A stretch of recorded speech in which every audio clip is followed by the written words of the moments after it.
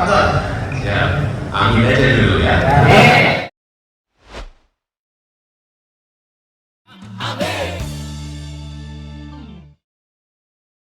Baik, Namanya Mas? Assalamualaikum warahmatullahi wabarakatuh. Nama saya Fakhrul Razi.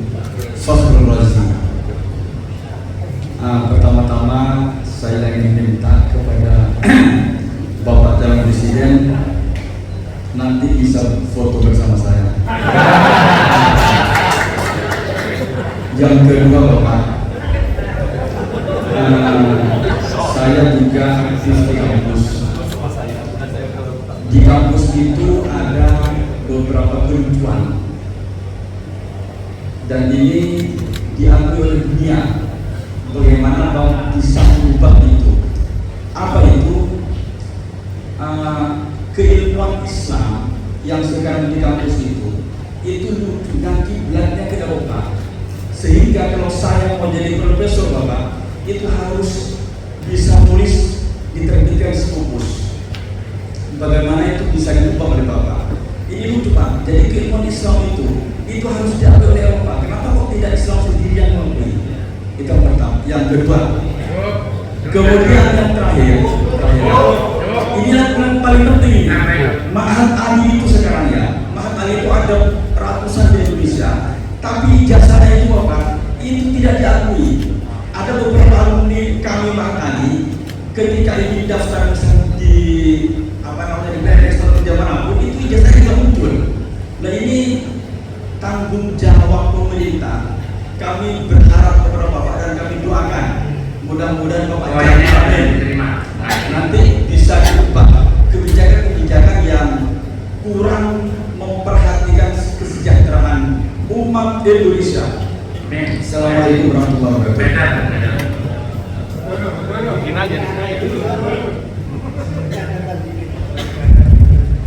Assalamualaikum warahmatullahi wabarakatuh.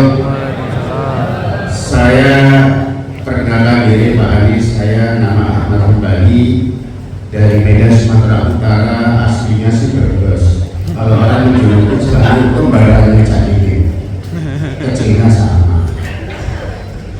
Jadi saya ada pertanyaan. Akhir-akhir ini kalangan pesantren, alumni santri itu rata-rata itu setelah tamat itu hanya rata-rata menjadi guru ngaji dan lain sebagainya. Sehingga dari aspek bisaroknya juga kadang-kadang tidak. Lalu begitu dia terjun ke masyarakat, tentu dia berkeluarga, dia tidak memiliki pendapatan tetap yang akhirnya bekerja di serabutan. Ada yang jadi tukang bangunan, kalau sekarang ada Grab atau Gojek dan lain sebagainya. Ini akhir-akhir ini bahkan sudah terlalu lama selalu dijanji-janjikan oleh pemerintah. Tapi faktanya sampai hari ini banyak alumni santri yang ada jadi ustaz dan lain sebagainya ini pada saat sudah berkeluarga sangat miris, bahkan di pelosok desa. Nah, saya punya gagasan satu, barangkali ini juga pernah saya sampaikan di era pemerintah sekarang, agar santri-santri itu punya life skill. Maka saya punya gagasan Insantrepreneur, Indonesia Santri Entrepreneurship, agar alumni pesantren itu bisa memiliki soft skill. Tapi faktanya sudah kita coba kolaborasikan dengan pemerintahan saat ini, sudah MOU dengan Kementerian satu pun belum pernah dilaksanakan. Jadi apa yang akan dilakukan Pak Anies jikalau Allah mengizinkan Pak Anies insya Allah ditetapkan menjadi capres 2024 untuk kalangan dunia pesantren khususnya santri yang begitu tamat dari pesantren kadang-kadang tidak memiliki soft skill. Padahal daerah komunitas sekarang banyak, tetapi rata-rata mohon maaf banyak oknumnya, padahal daerah komunitas pesantren itu adalah suatu orang. Saya rasa itu saja, terima kasih. Mohon maaf bila komentari. Wassalamualaikum warahmatullahi wabarakatuh. Terakhir punya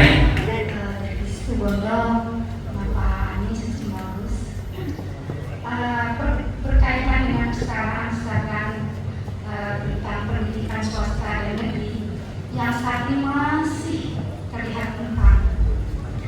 Perguruan tinggi swasta berjuang dalam pembiayaan sendiri banget, baik itu dananya, mulai pengabdian dan pendidikan nasional. Lah, bagaimana upaya atau perhatian Bapak nanti dalam kesetaraan pembiayaan antara swasta dan negeri? Karena itu timpangnya, apalagi kami untuk mengunduh yang namanya KIP luar biasa susahnya. Kami mahasiswa kami 5.000 Bapak. Universitas Bro ini ada 27 prodi dan pasca sarjana. Di pondok kami sudah 107 tahun berdiri sebelum merdeka itu sendiri. Nah, sampai hari ini kami mengupayakan sampai rektor kami datang ke yang terkait di fraksi. Sampai saat ini belum, hanya dapat satu tahunnya itu cuma 20-15 IP itu sendiri. Sedangkan di kami itu kepulauan yang lebih banyak yang belum mampu posisi KIP. Jadi kami bisa bilang untuk mahasiswa, harapannya ya ada kesetaraan dalam posisi untuk memperhatikan mahasiswa swasta yang ada di situ. Yang kedua, ada kesejahteraan dosen dalam posisi yang harus dilakukan, itu yang pertama. Yang kedua, dengan terapkan kurikulum merdeka, pandangan Pak Anies seperti apa, kemudian kemungkinan ke depan apakah akan berubah lagi atau mungkin kurikulum merdeka sepertinya belum menemukan format yang baru. Keinginan kami bagaimana ada format yang memang sampai saat ini kampus merdeka itu tidak ada kepastian apa yang dilakukan karena baru 2022 yang kemarin. Lah, ada format yang kejelasannya, terus ujungnya itu kajiannya seperti apa? Ini belum Pak. Terima kasih. Sebelum ke Pak Anies, kita menghadirkan Ibu Profesor Siti Zuhro di sini. Dari berhari-hari kita diskusi tadi malam sampai jam 2 untuk kesimpulan dari keinginan Kiai Kampung. Jangan panjang-panjang, silakan.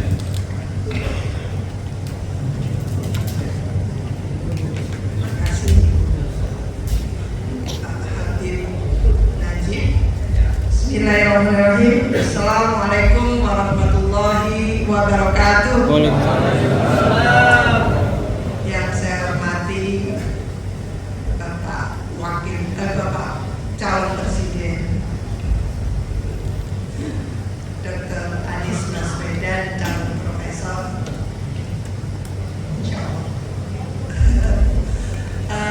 dan juga tentu Mas Wahyu sebagai Ketua, Effendi Ghazali dan Pak Kiai, Bapak Ibu sekalian, kita patut bertanya kepada Pak calon Presiden dan Kiai dan Bunyai yang hadir, Mas Anies.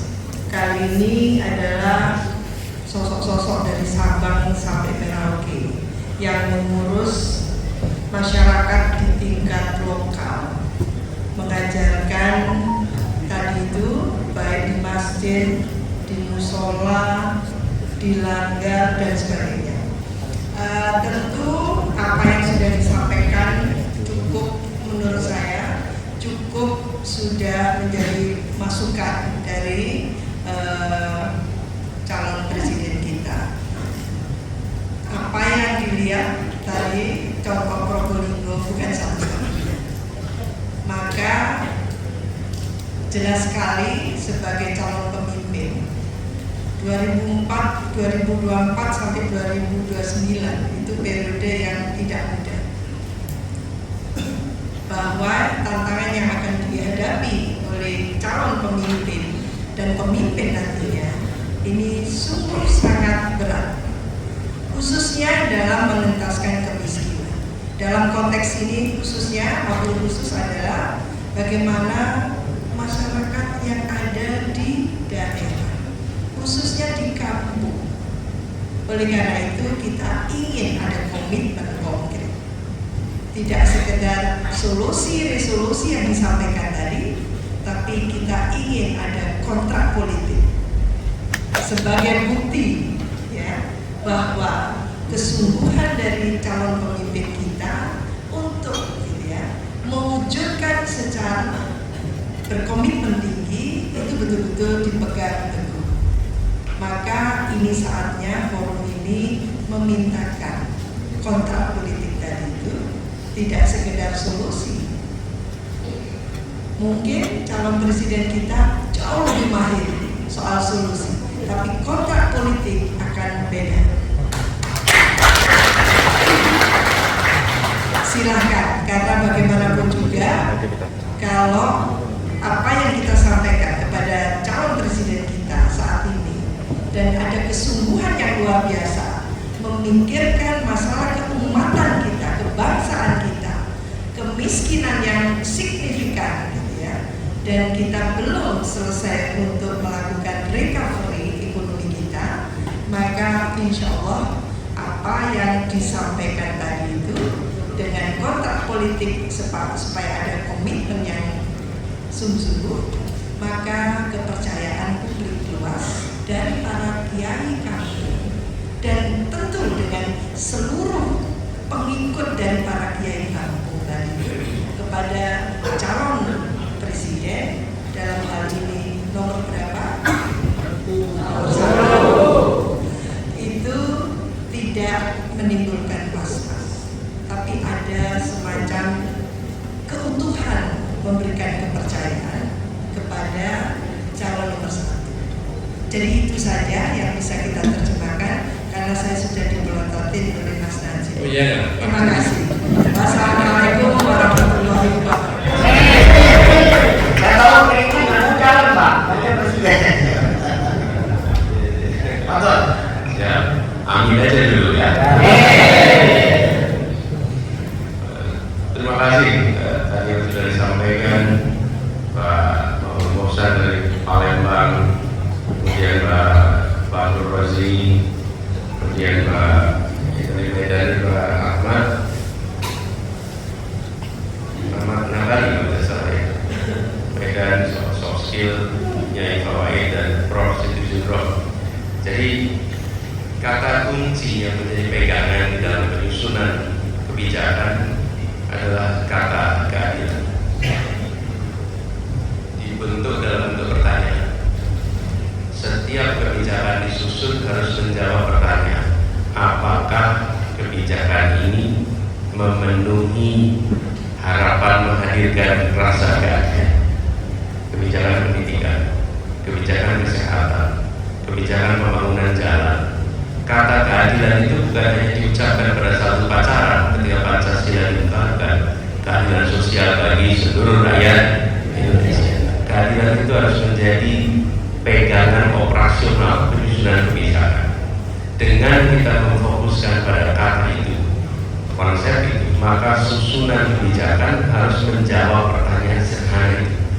Kita selama ini tidak pernah menggunakan kata kunci. Ini ideologi soalnya. Ideologi, susun kebijakan, susun aja mana yang kelihatannya paling efektif, mana yang kelihatannya paling efisien, mana yang kelihatannya paling bisa menuntaskan program. Pertanyaannya, akan memenuhi unsur keadilan atau tidak?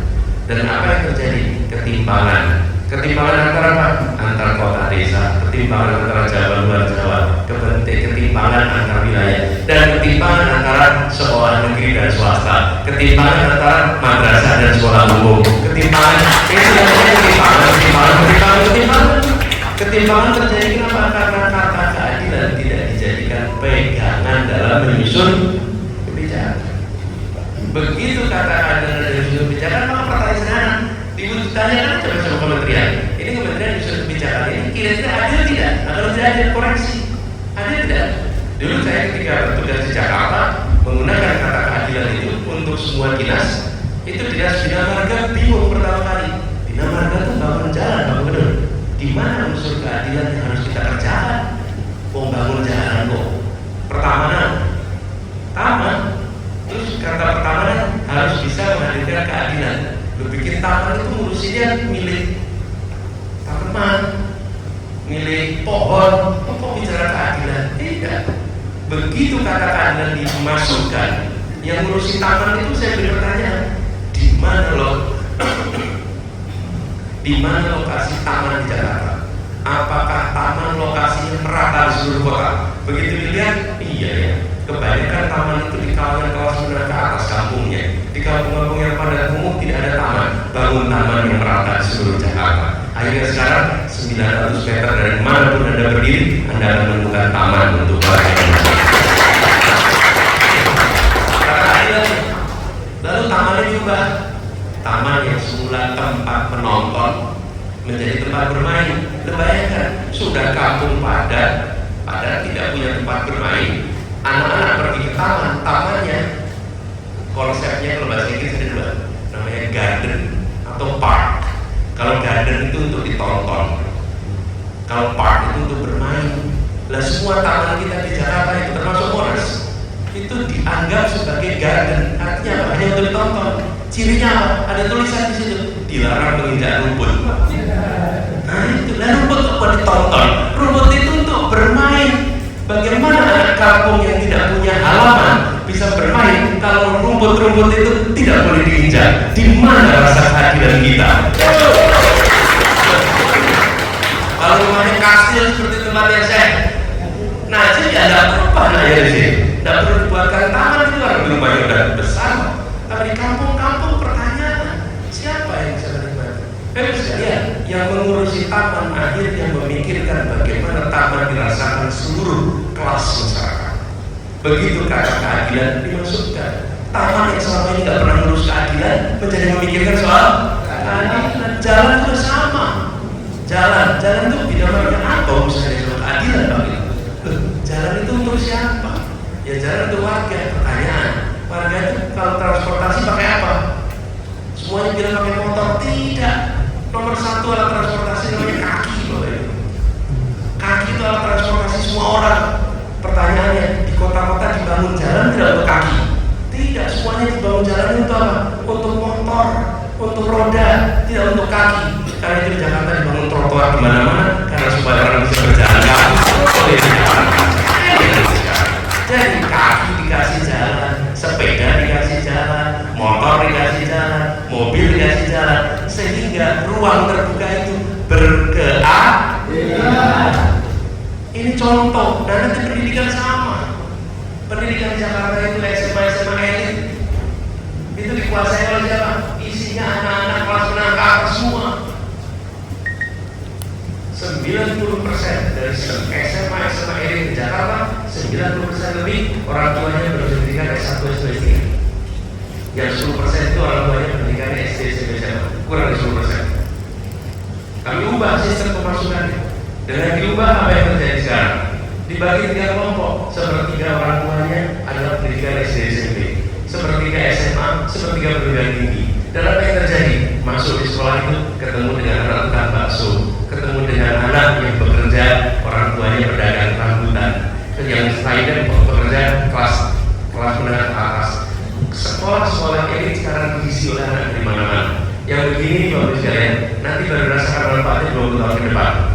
Ketika anak pedagang yang tidak pernah bisa masuk sekolah ini, suatu saat mereka mendapatkan posisi karena mereka punya SMA yang baik. Pegangannya apa? Kata keadilan. Jadi menjawab ini semua kata keadilan. Jadi ketika tadi ditunjukkan misalnya tentang kesetaraan penerima KIP, apa susahnya sih memberi KIP untuk setiap anak yang membutuhkan, tidak dibedakan di swasta dan negeri, kalau semuanya adalah anak Indonesia yang membutuhkan bantuan. Sesederhana itu. Madrasah yang dirikan tidak diperlakukan sama dengan sekolah umum. Nah ini prinsip sederhana soal keadilan. Bagaimana ada di perbedaan perlakuan. Insya Allah ke depan saya bisa kasih pameran. Mungkin kami tidak bisa menyelesaikan seluruh masalah yang ada di Republik ini, tapi kami pastikan perubahan akan dimulai untuk menghadirkan keadilan. Yang pasti perubahan akan dilakukan. Perubahan. Lalu sama Bapak Roji tadi, persyaratan. Dan kalau bidangnya budaya, empu itu kalau ditanya dicocokkan dengan ukuran-ukuran akademik tidak bisa. Karyanya itu ada yang patung, karyanya ada yang lukis, karyanya ada yang musik, kemudian itu disamakan dengan karya-karya akademik yang lain. Ini banyak masalah di sini. Pak Rozi, ada banyak masalah sih. Ini harus dikoreksi. Kalau tidak, orang berprestasi tidak mendapatkan apresiasi yang sepadan. Ini yang harus diubah. Sama sekarang Mahat tadi. Mahat ini ijazahnya tidak diakui. Sederhana sekali, prinsip tadi ada. Lalu soft skill. Nah, terkait dengan soft skill ini, kami melihat penting untuk bukan saja nanti pondok itu bekerja sama dengan mungkin seperti SMK, tapi yang tidak kalah penting bekerja dengan sama dengan industri. Karena SMK kita itu alat-alat yang dimiliki sebagian sudah kadaluarsa juga. Coba datang ke SMK itu, alat yang dipakai sebagian alat itu sudah usianya lama, sementara teknologi mengalami perubahan yang sangat cepat. Karena itu paling efisien untuk itu adalah bermitra dengan perusahaan akan mendapatkan orang-orang yang bekerja, dan di sisi lain anak-anak kita akan mendapatkan pengalaman soft skill yang akan bermanfaat ke depan. Dibuat kemitraan bagi perusahaan yang ikut, diberikan insentif pajak. Dengan begitu mereka berbondong-bondong membuka dirinya untuk lalu Bu Nyai Mawai tadi soal kurikulum, saya memang termasuk yang berpandangan kunci memajukan pendidikan itu ada pada manusianya. Siapa itu? Kepala sekolah dan guru. Kepala sekolah dan guru. Kita orang adik kurikulum.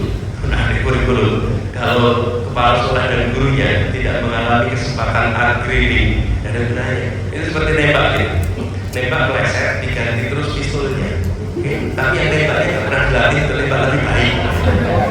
Lalu meleset terus. Kenapa? Wah, ini kurikulumnya yang diganti itu alat nembaknya. Sementara yang menembak tidak pernah dilatih untuk bisa menembak dengan benar. Karena itu menurut kami kuncinya adalah meningkatkan kompetensi kepala sekolah dalam memimpin sekolah dan guru dalam memimpin anak di ruang kelas. Karena begitu dua itu jalan, insya Allah jalan terus. Baik sekalian, kita semua ingat anak-anak itu senang belajar bukan karena bukunya, tapi karena gurunya. Ya, dan anak-anak itu tidak senang belajar bukan karena bukunya, tapi karena gurunya.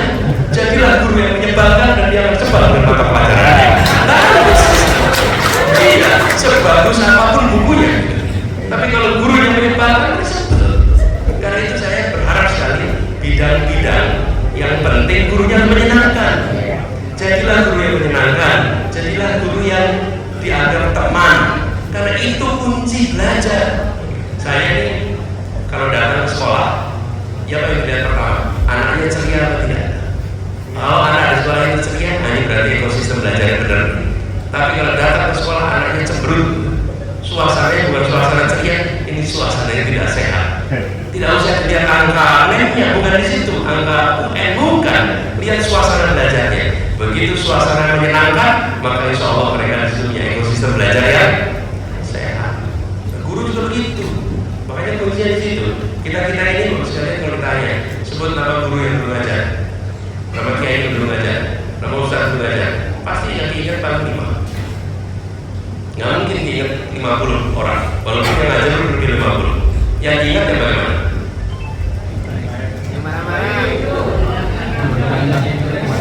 Dua aja, yang menyenangkan atau menyebalkan, nggak lebih hebat. Nggak lebih hebat. Betul tidak?